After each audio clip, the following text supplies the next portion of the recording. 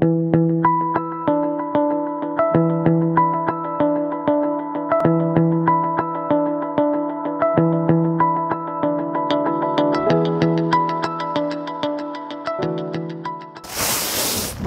udviklet kurset Tæthed i klimaskærme ved nybyggeri af flere grunde. Det er jo klart defineret i bygningsreglementet, hvor utæt et hus må være. Og det tæthedskrav, vi kender i dag, det udfordrer allerede branchen, specielt de udførende. Og med de krav, der kommer allerede i 2015, hvor det skærpes, det her lufttæthedskrav, og igen i 2020, det er defineret, er det vigtigt, at vi som erhvervsskole er med til at hjælpe de udførende med at sætte fokus på lufttæthed.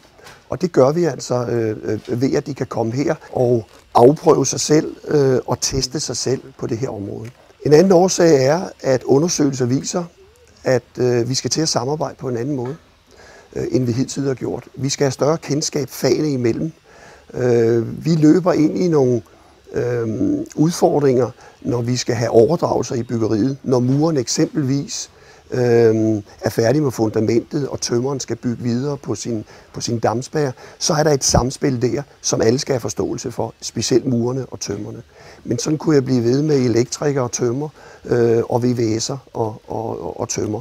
Derfor kræver det et tværfagligt samarbejde, og det er det, vi har sat i fokus her på det her kursus, Tæthed i klimaskærme ved nybyggeri. Og så hæfter du her, og så er vi klar med tapen. Hvorfor skal virksomhederne sende deres medarbejdere på det her kursus? Det skal virksomhederne, hvis de skal være sikre på, at de kan opfylde bygningsreglementets krav om det her lufttæthed ved nye konstruktioner. Fordi vi her på kurset arbejder på reelle konstruktioner. Det er ikke små opgaver, men det er store opgaver, hvor de bliver udfordret i netop den problematik, som der er ude i virkeligheden. Og de får altså værktøj med hjem, som virksomheden direkte kan implementere på byggepladserne. Og derudover så får de altså redskaber til at samarbejde, fordi det er jo et tværfagligt samarbejde, vi har sat i spil her. Og det vil de altså kunne gå hjem og give virksomheden og være med til, sammen med virksomheden og de andre udførende på byggepladsen, at styre det her tæthedskrav hjem. Deltagerne kommer igennem mange ting. Det er vigtigt, at medarbejderne har forståelse for de fysiske ting, en konstruktion kan udsættes for. Og derfor så sætter vi meget fokus på for eksempel fugt. Og hvordan forhindrer vi fugt i at komme ud i konstruktionen. Og det gør vi også teoretisk, fordi vi skal have en ballast. Medarbejderne skal have en ballast, inden de kommer op på de reelle konstruktioner i vores værksted og arbejde. Så har vi et stykke, vi sætter midt ind over samlingen. De lærer også at samarbejde omkring de her overdragelser og knudepunkter, der er i byggeriet, fordi det udsætter vi dem for på den praktiske opgave.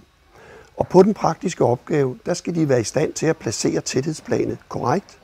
De skal kunne lave gennemføringer, tilslutninger, ud fra de anvisninger, som bygningsreglementet, producenterne og de udfaldskrav, der generelt er, det skal de være i stand til.